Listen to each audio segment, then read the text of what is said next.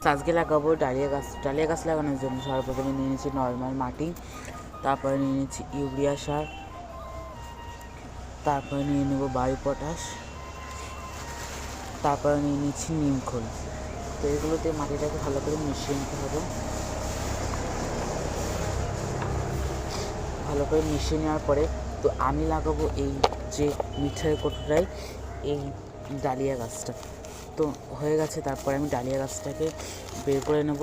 তো সেই গোলাপ গাছ মনে আছে আপনাদের? গোলাপ গাছ লাগানোর যে পদ্ধতিটা বলেছিলাম যেভাবে, এইটা সেভাবে পেছনটা হালকা হালকা করে এভাবে করে এটাকেও বের করে নিচ্ছি। তো মাটিটা একটু ভেঙে গেল। তারপরে এই গাছ কৌটোটা করে অল্প করে গোবর সার দিয়ে ডালিয়া গাছটাকে বসিয়ে দিচ্ছি। গোবর সার দিয়ে ডালিয়া গাছটাকে বসিয়ে দিচ্ছি। দেখো গাইস, ডালিয়া গাছের মাটিটাতেই ভরে গেছে, আমরা নতুন করে মাটি বেশি দিতে হয়নি, তো একটু দিতে হবে। তো একটু মাটি দিয়ে ভালো করে চেপে নিচ্ছি। মাটিটাকে দিয়ে ভালো করে চেপে নিয়েছি, আর গোড়ায় যে ডালপালা গাছপালা ছিল সেগুলোকে আমি উপরে ফেলে দিচ্ছি। তো বাই, আজকের জন্য এটুকুই, টাটা।